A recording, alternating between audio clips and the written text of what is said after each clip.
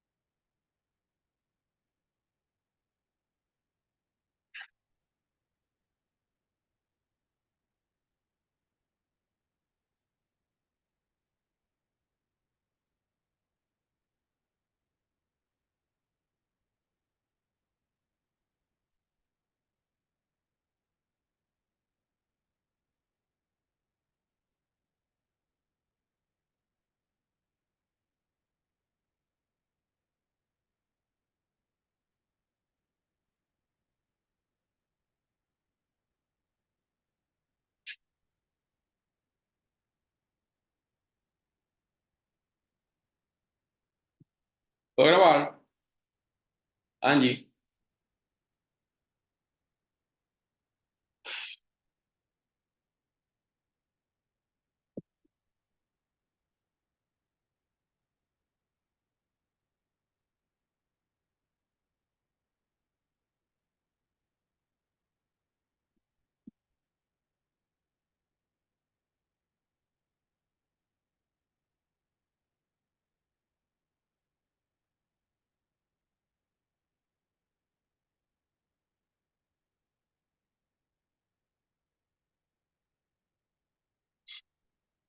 Angélica, ¿vas a subir o...?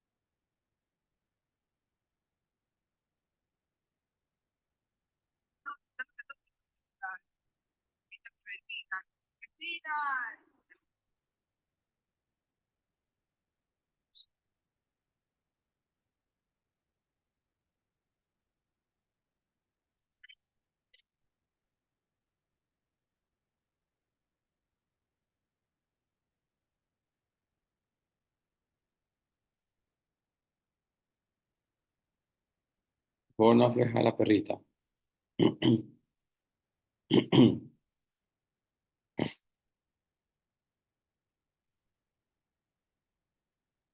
Entonces, existe una diferencia entre el valor y la dificultad.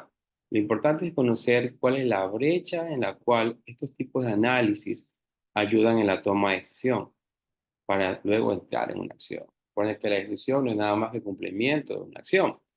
Entonces, podemos ver que desde el punto de vista, mientras más analítica prescriptiva hagamos, ya sea asistida o de forma automática, mejoramos los temas de decisión hacia la acción. En los otros, como la afectiva, la diagnóstica, la predictiva, necesitamos entrar en otros elementos para que se conozca cuál es la decisión que se va a realizar. Por ejemplo, si usted tiene un auto autónomo, el auto autónomo va a tomar decisiones por usted basándose en analítica predictiva. Si usted le pide a Google que lo lleve Google Maps en lugar a otro lugar, él va a tomar la ruta más corta, pero en ese caso va a ser una decisión de tipo asistida. Lo va a comenzar a enrutar. En ninguno de esos casos, que son de análisis predictivo, podemos compararlos con elementos que tienen que ver con otros como la predictiva, la diagnóstico y la descriptiva. Es importante conocer cuál es el tipo de decisión por el cual se va a desarrollar un tipo específico de análisis para que la analítica realmente pueda ser sustentable y llegamos a un modelo más eficiente en acción. A veces nos encontramos, especialmente en la analítica efectiva, la de diagnóstico, con dashboards que son hermosos, bonitos, pero realmente no sirven o no apoyan a la toma de decisiones. Sí, son infografías elegantes. En cambio, encontramos otros dashboards que son poco coloridos, no tan agradables al ojo, pero sin embargo el tomador de decisiones sabe para qué tiene cada uno de los elementos en ese dashboard. Y es allí cuando se ve el valor, porque si la analítica apoya a la toma de decisiones, esto se convierte en una acción. Los modelos analíticos de datos se van a comprender de tres grandes áreas. Primero, el gobierno de datos. Aquí tenemos que enfrascarnos en cuáles son los datos que vamos a utilizar y dónde están los datos. Esto del gobierno de datos actualmente ha tomado mucha fuerza debido a que hay una cultura para reconocer el valor que hay en los datos. Porque si los datos no existieran, yo no puedo hacer ninguno de los modelos analíticos, no puedo tomar una decisión informada. Y además, algunos gobiernos han impuesto leyes que sirven para saber hasta dónde se pueden hacer cosas con datos, especialmente con datos de tipo privados o personales. También en los temas empresariales existen temas de datos que se pueden ser públicos u otros que realmente son ser privados. Entonces, ¿cuál es el tema importante del gobierno de datos? Pues es maximizar el valor de los datos como activo estratégico y minimizar los riesgos asociados con su uso y su gestión.